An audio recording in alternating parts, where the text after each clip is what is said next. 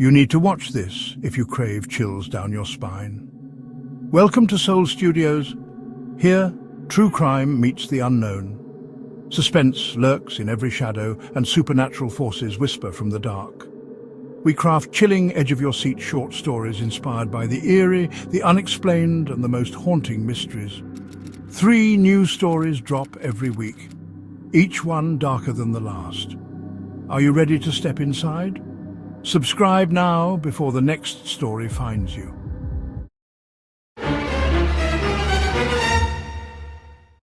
In this chilling, true-feel story, a paranormal investigator checks into one of the most haunted hotels in America, Flagstaff's infamous Hotel Monte Vista. Known for eerie legends, mysterious deaths, and rooms with reputations no guest dares challenge, the hotel has drawn thrill-seekers for nearly a century.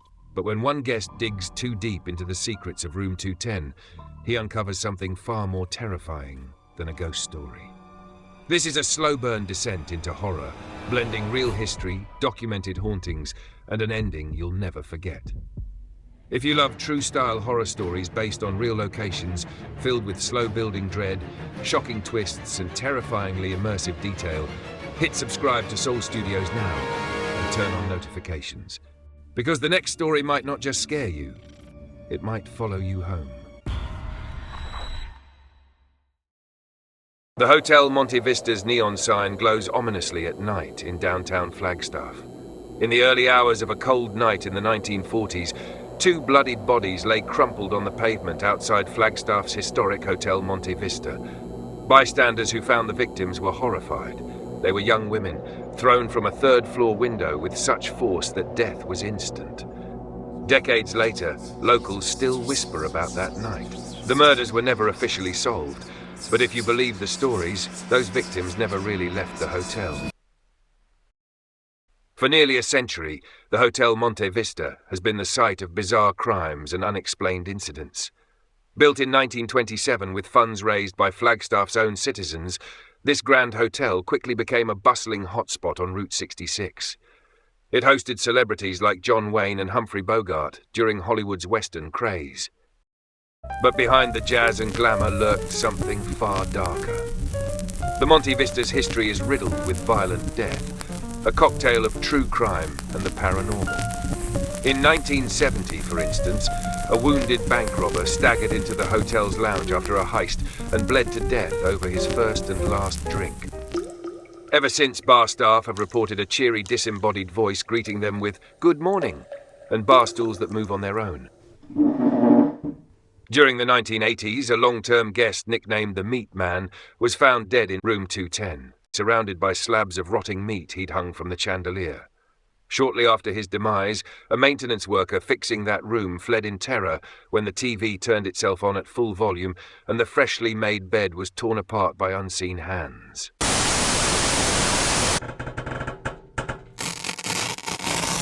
Countless such tales of mayhem have given the Monte Vista a reputation as one of Arizona's most haunted hotels.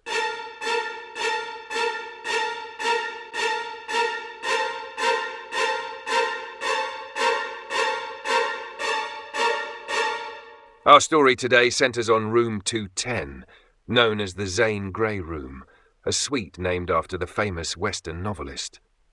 By all accounts, Room 210 is a focal point of the hotel's strangest activity.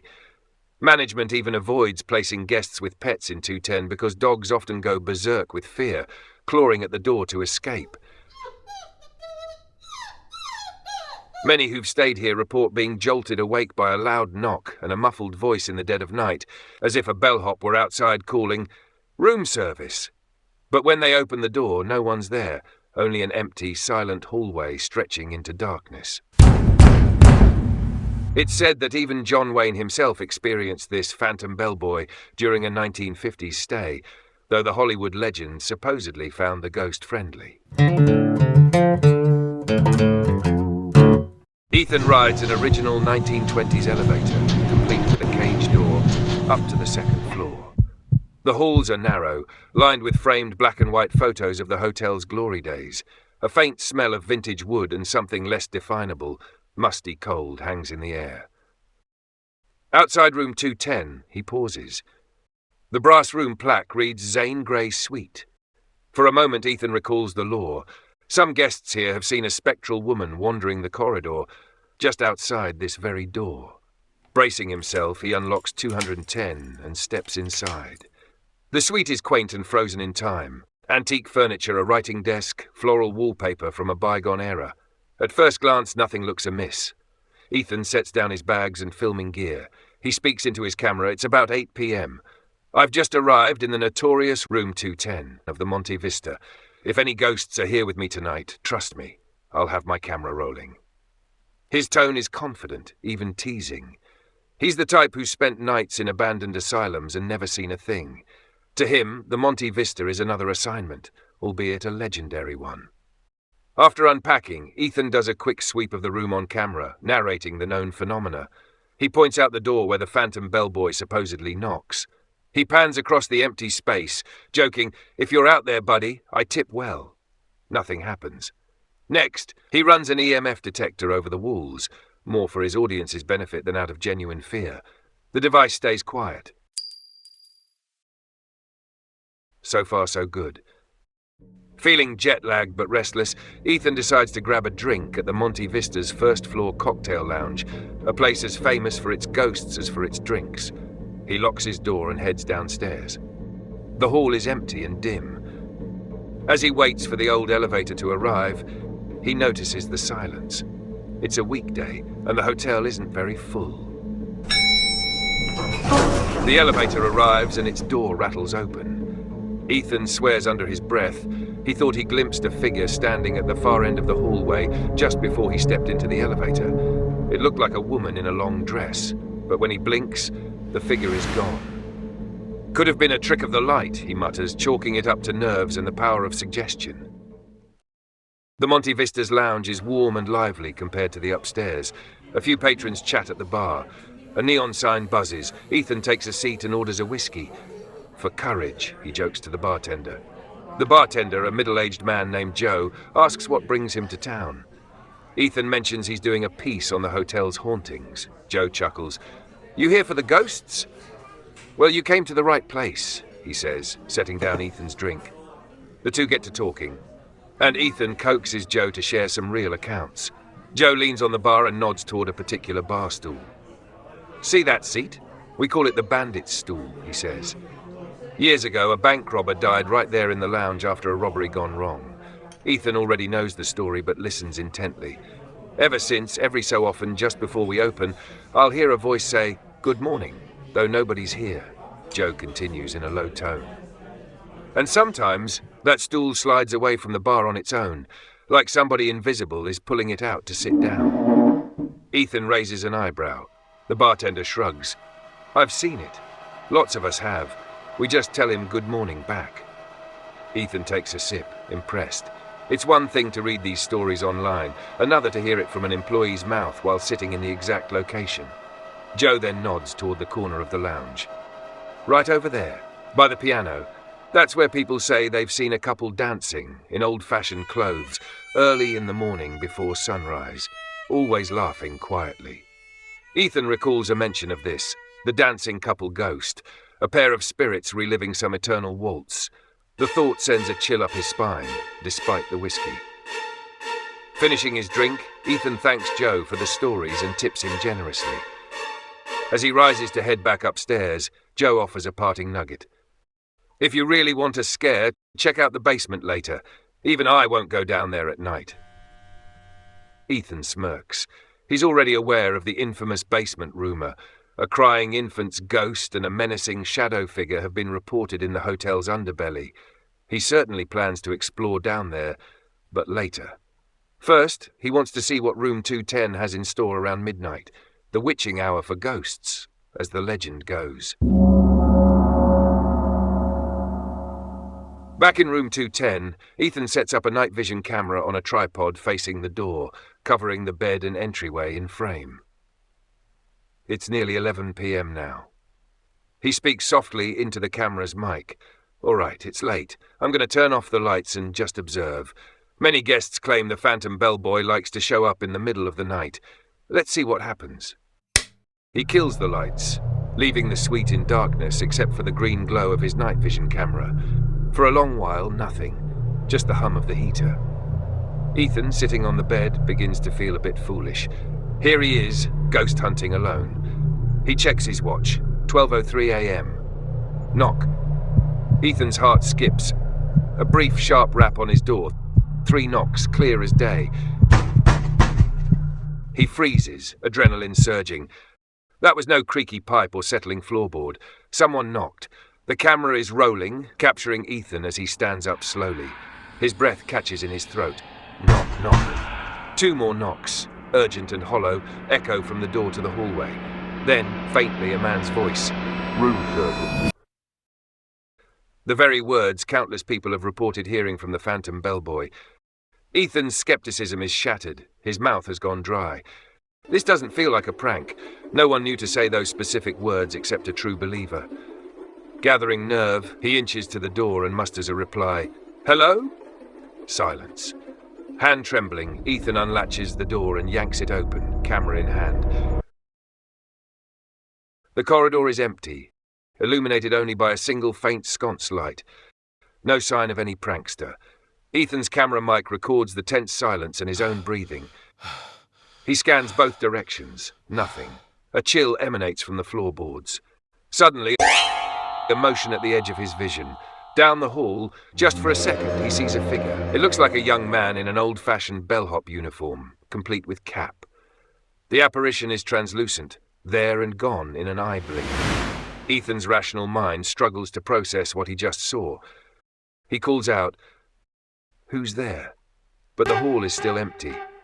The phantom bellboy has vanished, leaving only the quiet crackle of old building silence behind. Heart pounding, Ethan closes and relocks the door. The gravity of what just happened sinks in. He sits on the bed, staring at the door, camera still recording. That really just happened, he whispers to himself on tape. For the first time in his ghost-chasing career, Ethan has encountered something he can't explain away. He replays the footage on the camera's tiny screen. The audio clearly captured the knocks and the words room service, muffled but unmistakable. There's even a brief, blurry clip of a shadow in the hall that might be the outline of a person. It's not conclusive, but it's bone-chilling to him. After a few minutes, Ethan steels himself. "All right," he says in a shaky whisper to the camera. "We wanted paranormal. We got it. Let's take this up a notch. If the hotel's most famous ghost is already active, maybe others are too." Ethan decides it's time to venture beyond his room again, this time to the notorious room 220 next door, and then down to the basement. He tucks the EMF meter and a flashlight into his jacket and quietly slips back into the hall, leaving his stationary camera in 210 running. The door of room 220 is just a few steps away. According to legend, this is the domain of the meat man, the bizarre boarder with an appetite for raw meat who died here decades ago.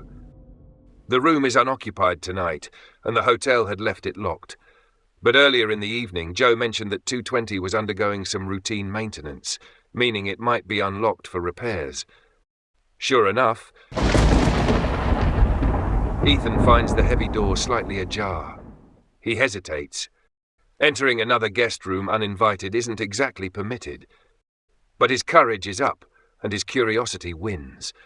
He nudges the door open and steps inside, clicking on his flashlight. The room is dark and empty, sheets draped over furniture as if housekeeping left it mid-clean. The air is stale, with a faint odor that makes Ethan wrinkle his nose, like old pipes and something metallic.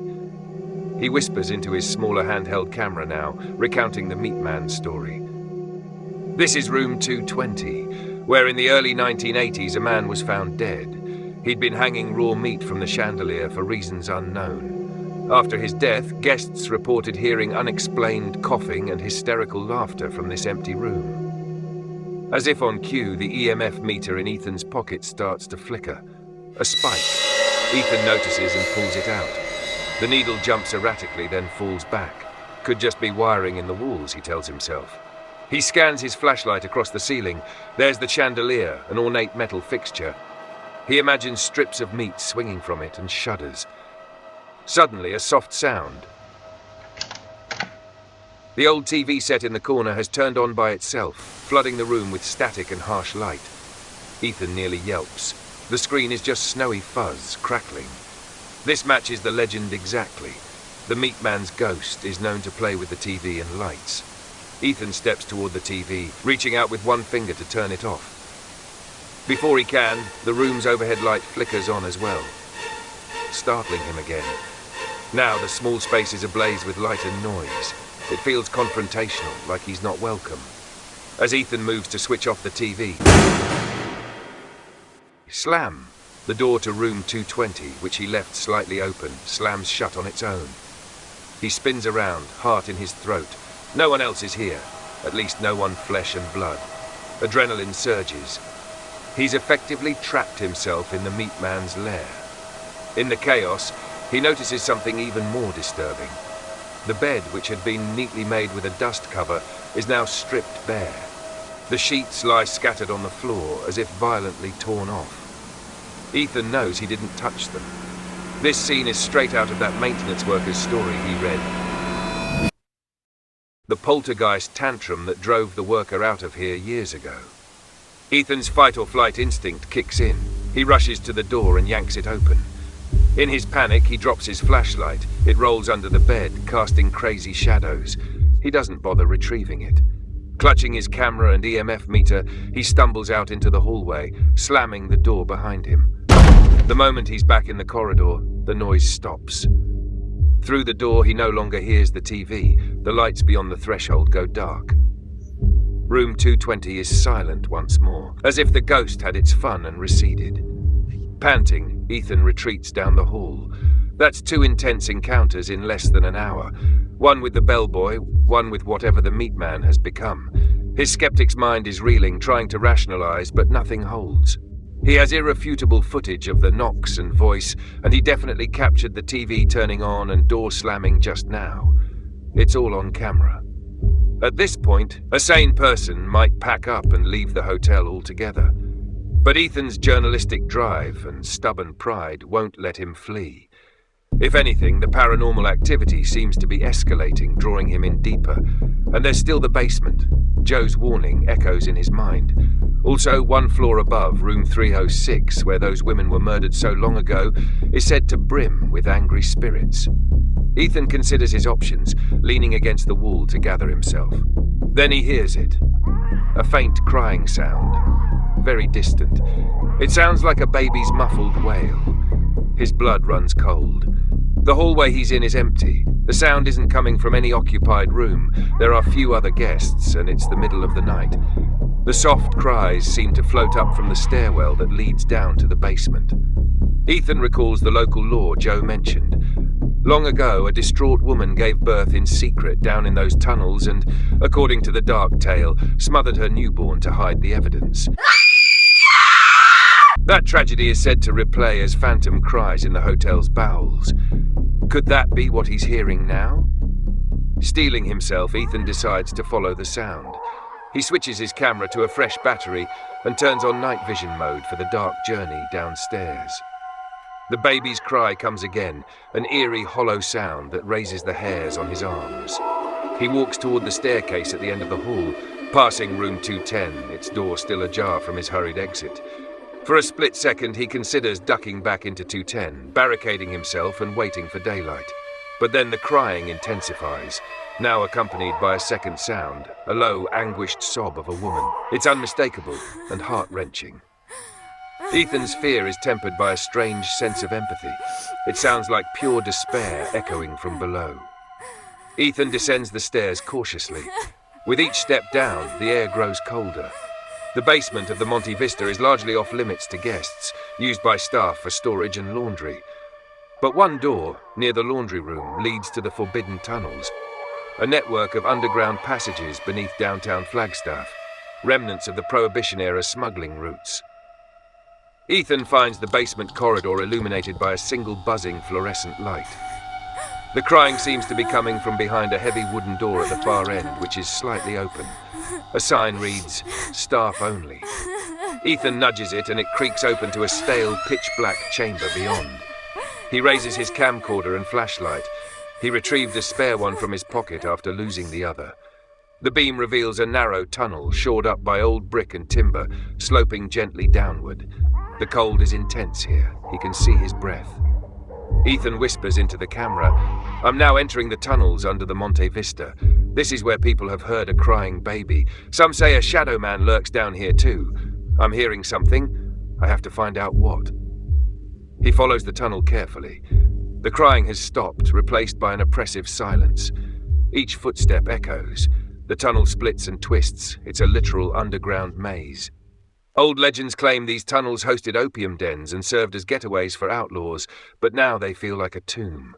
As Ethan ventures further, his flashlight flickers, then dies. Perfect. He taps it, but no use. Fortunately, his night vision camera illuminates a bit, bathing everything in a ghostly green. He presses on with just the camera's IR light. Up ahead, he sees a shape on the ground. He approaches slowly. It's a tiny, old-fashioned baby doll lying in the dirt. It looks ancient, the porcelain face cracked, one glass eye missing. Ethan's heart lurches at the sight. Who put this here? As he kneels to examine it, a sudden noise makes him jerk upright. It's a soft shuffling sound, like someone scraping a shoe on the ground behind him. Ethan whirls around, camera up. At the edge of his night vision, just beyond clear view, stands a tall figure.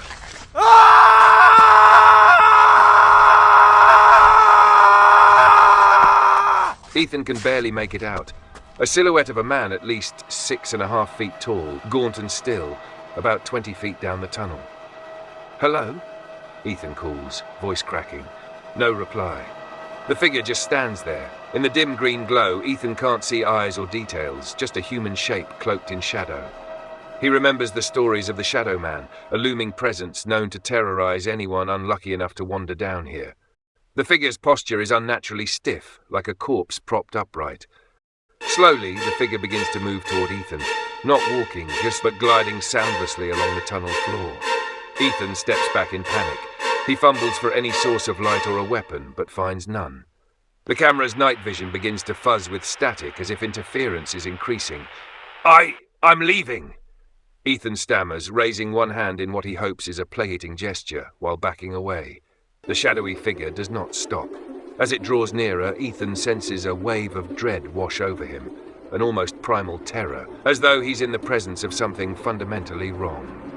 His chest tightens and he struggles to breathe. Just as the dark figure is within perhaps 10 feet,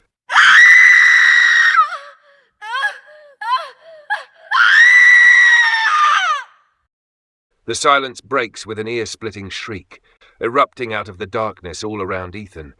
It sounds full of pain and fury, the same voice that was sobbing moments ago, now screaming. The noise is disorienting in the enclosed space. Ethan claps his hands over his ears, dropping his camera in the process. In that instant, the shadow figure vanishes. Whether it melted into the darkness or was never there at all, Ethan can't tell. But now, from the direction of the scream, another form emerges into the greenish glow of the fallen camera. It's the figure of a woman. She appears mid-tunnel, flickering. She's dressed in a tattered 1930s-style dress, hair disheveled. In her arms, she clutches something small and limp. A bundle. The crying baby. Ethan realizes with horror that he might be looking at the ghost of that desperate mother and her ill-fated child. The apparition's eyes meet Ethan's for a split second. Her face is contorted in anguish. Ethan feels an overwhelming sadness radiating from her, on top of his own terror. He wants to speak, to say he's sorry or to ask what she wants, but words fail him. The woman opens her mouth as if to scream again, but then both she and the bundle abruptly disappear, snuffed out like a candle. The tunnel plunges back into silence and emptiness. Ethan realizes he is shaking uncontrollably. He scrambles to pick up his camera, which thankfully is still intact and recording. He staggers backward, desperate to get out of this subterranean nightmare. By sheer luck, or perhaps guided by some instinct, Ethan finds his way back to the basement door after several panicked wrong turns in the tunnels.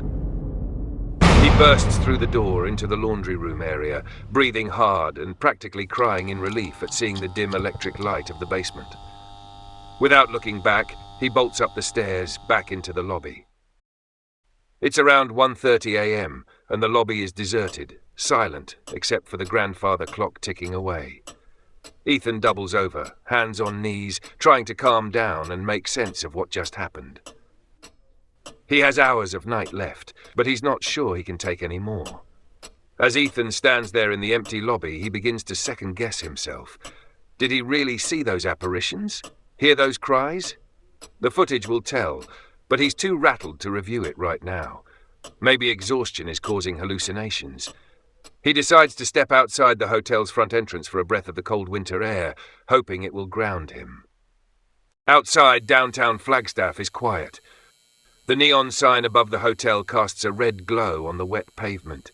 Ethan gulps in the crisp air, letting the tension ease slightly.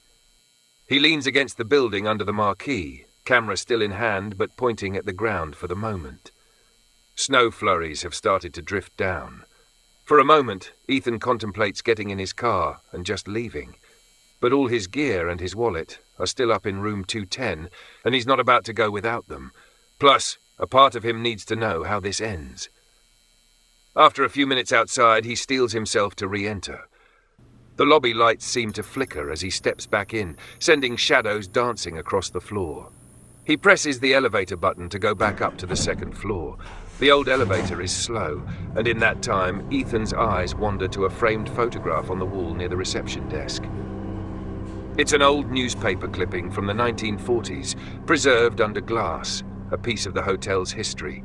The headline catches his eye: 2 women slain at Monte Vista, killer at large. It's about the very incident that happened in room 306 over 80 years ago. A grainy photo shows the exterior of the hotel cordoned off. Onlookers in 1940s attire gathered on the street. In the text of the article, barely legible, Ethan can make out that the suspect was never found. Reading further, his heart nearly stops. The article mentions a witness describing the man seen with the 2 women that night, tall, wearing a cowboy hat, and gives a name: Robert Bobby Ryder. Ethan's last name is Ryder, and his grandfather's name was Robert. The pieces slammed together in Ethan's mind. He knew his grandfather lived in Arizona back in the 40s, but he had no idea about any of this. Could it be the same man?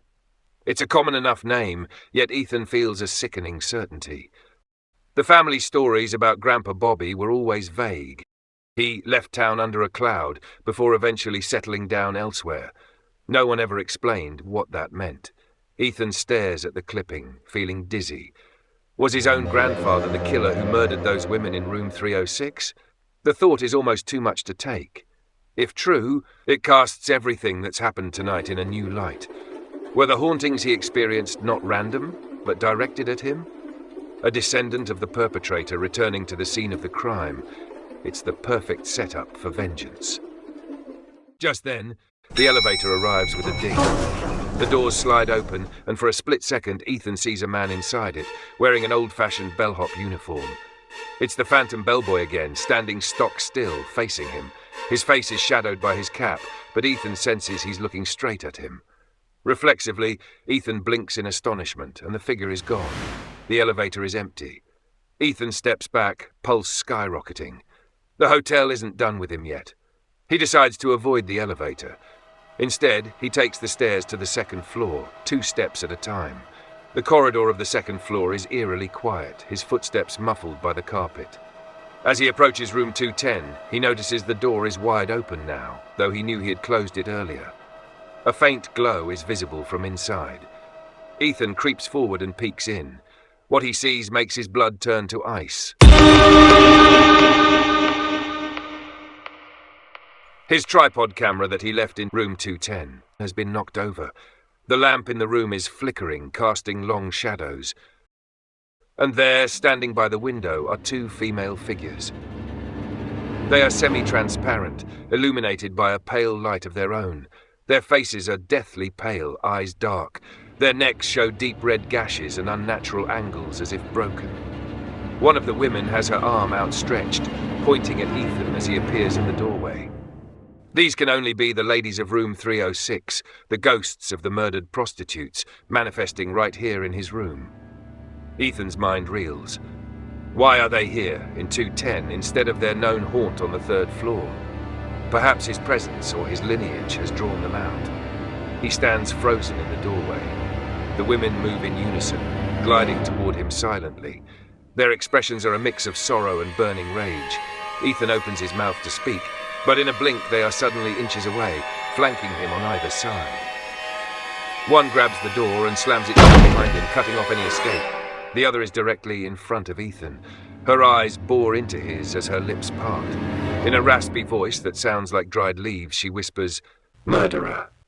Ethan feels tears in his eyes. "No, that wasn't me.